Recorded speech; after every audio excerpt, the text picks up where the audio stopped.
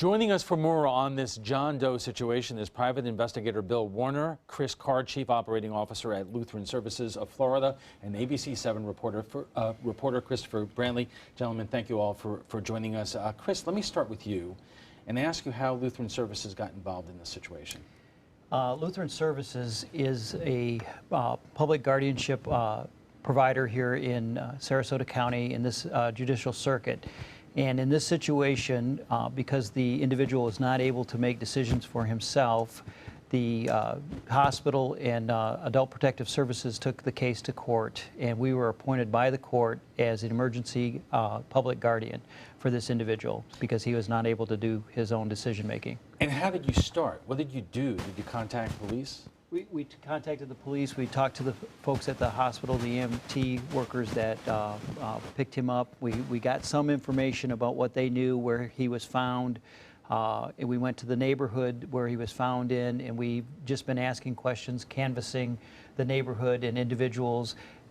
In that corner where he was at most of the time, there's people recognized him and they said that's Martin, but they didn't really know him personally. They just knew he was in that area from time to time. And correct me if I'm wrong, are you under the impression he actually had a residence, or did he tell people he had a residence? He said that he told the EMT workers that he did have a residence. We went to that location.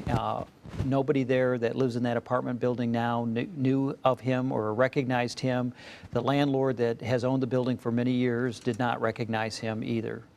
And obviously there's not a lot we could say about his medical condition, but he tipped over with the wheelchair, and is it believed that caused a major head trauma which basically precipitated the rest of the medical problems? I believe so. We don't know what his medical history is, so we don't know what other condition he might have had going into that fall.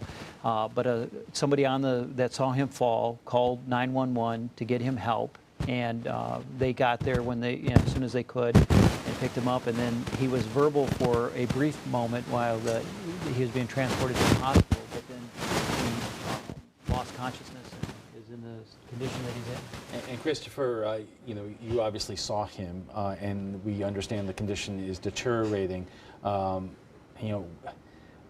What did doctors tell you in terms of where he is at this point?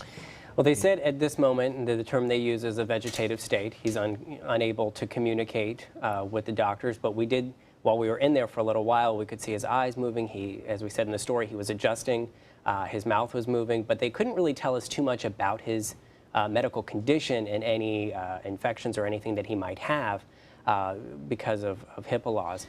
But they did say his deteriorating state. But a vegetative state is one of those things that people don't quite know what it means. I mean, it doesn't mean he's brain dead, or does it mean this is a condition that he could potentially recover from? Well, they don't like to use the term brain dead because they said there's a possibility, although slim, that he could come out of it. They're monitoring his brain functions, but at this moment they don't have a specific reason of why, or at least one that they could share with us, that he was in this vegetative state. They said basically at this moment he's breathing on his own, he is healthy enough to breathe on his own, but he's not able to communicate. So they don't like to use the term brain dead because there is a slim chance that he could come back. And Bill, we're going to get into more of this later, but obviously police took fingerprints. Correct. They did not come out with any hits, which means he has no criminal record. Not necessarily. That's a felony record. Misdemeanor records do not take fingerprints.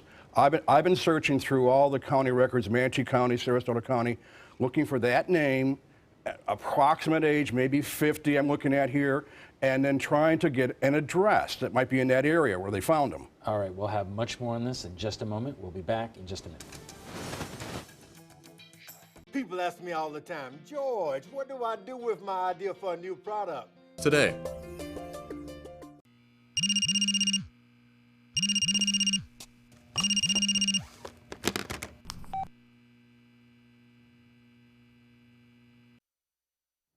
Welcome back to the new hour-long ABC 7 at 7. We are speaking with our roundtable about a man in a vegetative state at Manatee Memorial who remains unidentified. Joining us is private investigator Bill Warner, Chief Operating Officer of Lutheran Services Chris Card, and ABC 7 reporter Christopher Brantley. Okay, so we've established that fingerprints of this individual were taken. There were no hits. It doesn't necessarily mean that he has no criminal record, but it probably means he has no felony record. Correct. Bill, no wallet, no identification. What do you do? Very difficult case. What I've been doing the last 2 days is running through. And we know he lives in Manatee County, basically. He's in a wheelchair. He's not going too far. He's basically in the North Bradenton area. I've been running through the Manatee County clerk's office database of anybody who had a speeding ticket, a parking ticket, with the name we have, the basic name we have. Going on the premise that the man in the hospital bed appears to me to be around 50 years old. So I'm looking for a date of birth, 1968, in that area. So I run through all these different names. I have not found anything close to it. I did find one misdemeanor arrest for a man with his first 2 names correct, with a hyphenated last name, which to me is pretty indicative of most people who come from either Mexico or South America. They usually have a hyphenated last name.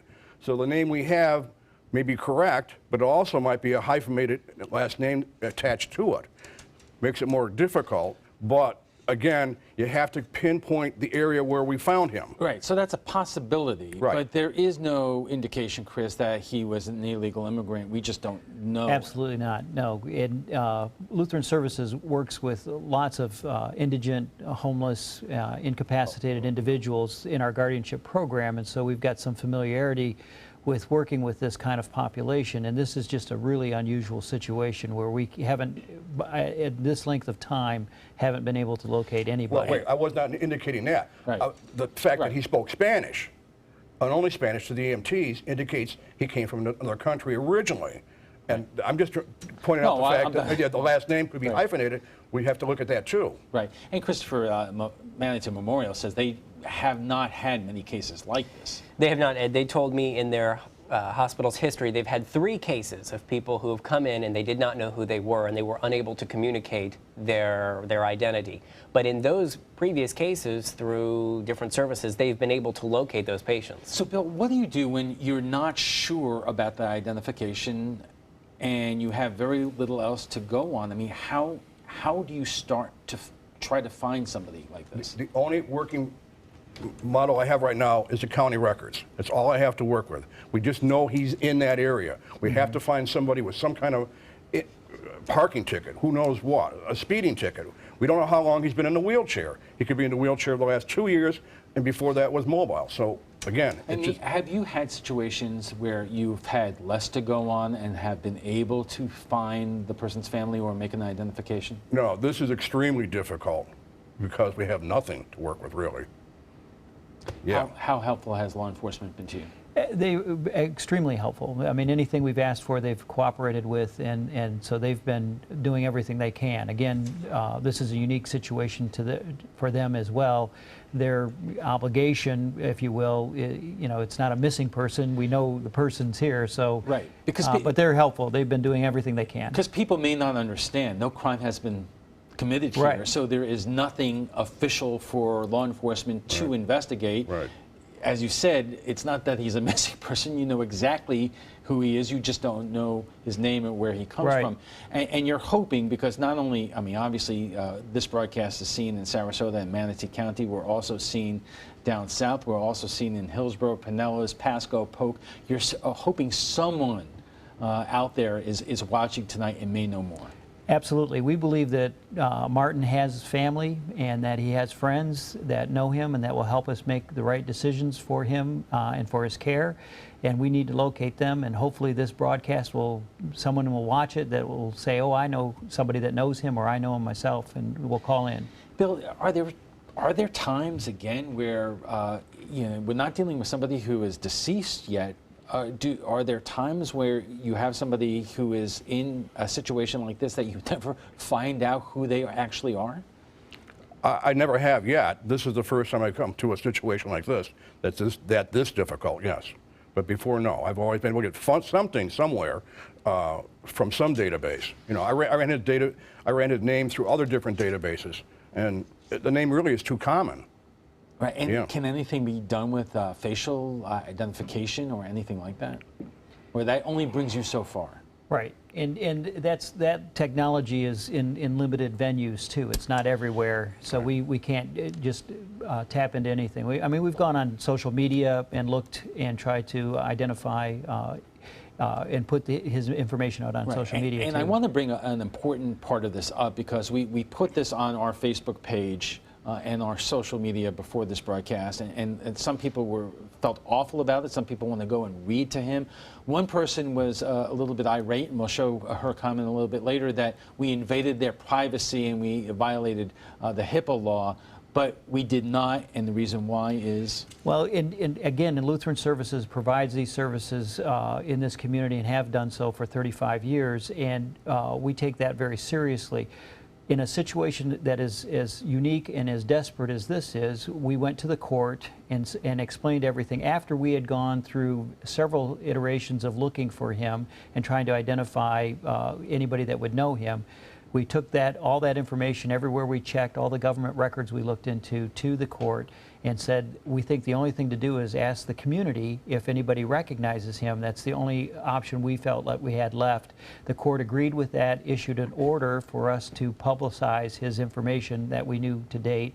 And again, the TV station, the newspaper, they've all been very helpful in trying to get information out to help find this person's family and friends. And Christopher, even with that, there was a limit to what hospital officials would tell you about his condition. There was. While that court order says that we can have pictures of him, we could go in there. We did go in there. We couldn't really discuss too much of his medical problem because that was still under the HIPAA law. So they couldn't tell us if he was suffering from any specific sicknesses or anything like that. And they couldn't really share what the brain function was, just saying that he was in a vegetative state. And what happens now? And you talked a little bit in your piece that that they are considering going to hospice care. Do you know what the time frame is of that? The hospice care isn't just for end of life. And one of the questions I asked of the doctor and the hospital leaders was, is he approaching that moment? And they said at this moment he's not really approaching an end of life situation for hospice. Right now he may need steady care. So that hospice could be he's not able to take care of himself, but a program as a part of hospice may be able to continue his care without being in the hospital. And you told us earlier, Manatee Hospital Memorial has only seen about 3 cases of people that they couldn't identify, and that eventually loved ones came along. In terms of Lutheran Services, and you dealing with a lot of these cases in terms of what you do, and in terms of making decisions for people in your care. Have you seen many cases like this? No, nothing like this that we've had to come across. Again, in our work, we work with several individuals that are indigent and homeless and become incapacitated. But we have enough of a history to identify family and or friends, and we have more information. We have ID on them. This is a very unique situation where there's no identification that he was carrying with him, no cell phone, just nothing. And so we just don't have any information. So it's very unique to our services as well. Bill, we have less than a minute left, but what can any of us do at this point? Well, you kind of hit the nail on the head that we have to get this out through the media. At this point, it's kind of a dead end on all different points. Hopefully through the media, through your programs, the TV and social media, somebody might make a phone call and say, I know that man, I know his parents, I know his son. All right, and if there's a phone call that people can make or a number that people can call with information, what should that be? You've been posting it, yeah, it's 941-358-6330. All right, again, that's 941-358-6330. We have to take a short break, but we'll be back in just a moment. Welcome back. We're trying to identify a mystery man, and we reached out to our viewers on Facebook for help. Here is what some of you are saying tonight. Katie Frazier writes, "This is so heartbreaking. I hope there is someone out there who loves this man and has hopefully been searching for him." Alexis Ferrara writes, "This makes me so sad. If no family is found, hopefully some stranger will stand up and be there for him. He should not go through that alone." Janelle Jones McCree writes, "I wonder if there would be some people who might go visit him and maybe read to him, play some music. I'd be willing to go once a week." And Tara Saraya writes, "What a disgrace to show this man in this way without his ability to consent. You know this violates HIPAA in so many ways. Well, Tara, Lutheran Services invited us and got a court order allowing us to access him in hopes that someone out there can lead us to his family. Thanks for your comment, but would you rather him go through this alone? Bill, amazingly, you're taking it upon yourself to go out there and try to look for some answers. Yes. I plan on getting up to the Manatee County Sheriff Records Division as soon as possible when they open again. And I have a list of about 10, 11 names who match Martin's last name, an approximate age. I'll go up there and pull up their records. Each one should have a photo because they're misdemeanor, small arrest. There should be a photo, though. And I can try to match the photo that's available to the photo I have of Martin in the bed. And at this point, it's about all I have to work with. I don't have anything more to work with other than the visual of him and match to some record somewhere in Manatee County. But if he has never been in trouble with the law, then that's not going to be helpful. Dead ends. Really big problem here. Yeah. You know, Christopher, you really had to go through a lot to even get access to him in that room. Could you just talk about that for a moment? Well, they wanted to make sure they protect him and the hospital and us as we went in there in case there was any infections. We did have to wear a full body suit, gloves, wear a face mask. And it was quite a bit of a process to get in that room, and we spent about 15, 20 minutes in there with him. And Chris, this all falls on you. You are the person who is legally looking out for this man. It's a burden, I would imagine, but you're doing what you can. Right, and Lutheran Services, as the public guardian in this community, does this for many individuals that end up unable to make decisions for themselves. We'd like to have family or someone help us make sure that we're abiding by the wants and desires of the individual as much as we can.